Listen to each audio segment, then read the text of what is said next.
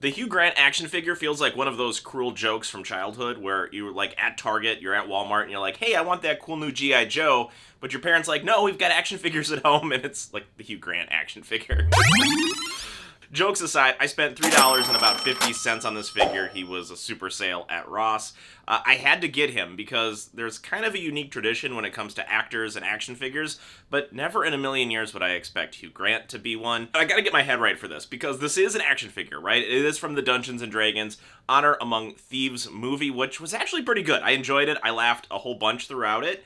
But without further ado, let's unbox this figure, see what it's about, and just kind of give you my thoughts on it. But initially, all right, the box art looks pretty good. I know it's one of those windowless boxes, so we're going to see what's actually inside this right now.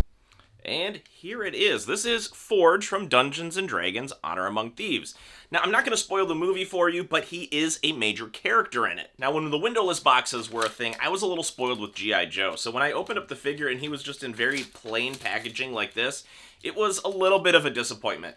Again, I spent $3.50 on him, so I'm not crushed about it, but it was just kind of interesting because Dungeons & Dragons is a Hasbro property, and it didn't get some premium packaging like I expect it would have, like maybe just some D20s or something on the tissue paper, like the G.I. Joe has the G.I. Joe logo. I don't know, but I think I'm being a little too nitpicky for like $3.50. So a pretty decent likeness of Hugh Grant, if I do say so myself. And the actual figure sculpt is really well done.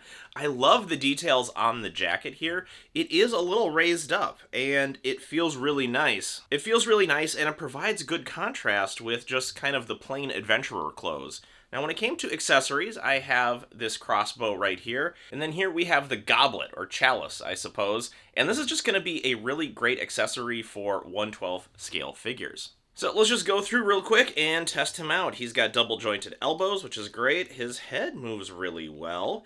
The legs are going to be a little limited in movement just because of the way that the coat is, but they are double jointed knees. There's a boot cut, there is a thigh cut.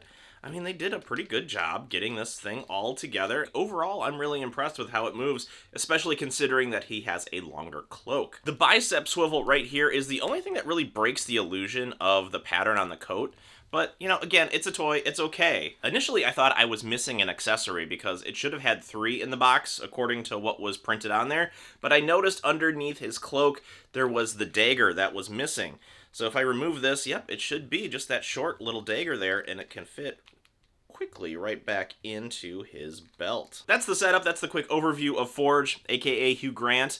Let's talk about some of the things I like. I think it was pretty obvious in the setup. I love the pattern on his coat. Also, the details of the figure are really well done too. Pinless double jointed elbows, pinless double jointed knees, and a decent range of movement. Again, we don't have any soft goods for the coat. I mean, he's not going to be sitting in a chair, but that's pretty good movement, if I do say so myself. Now, a couple things I would have changed.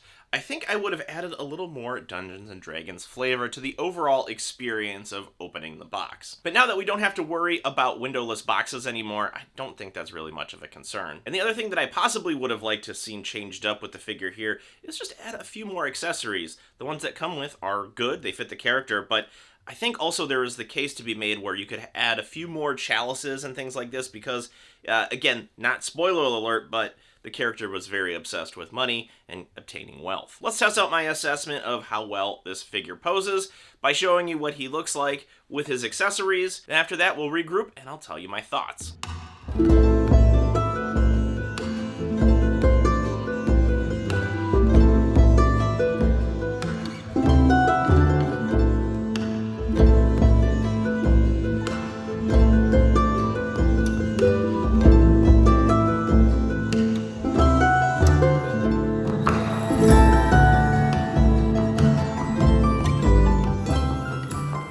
Ultimately, what do I think of Forge, aka the Hugh Grant action figure?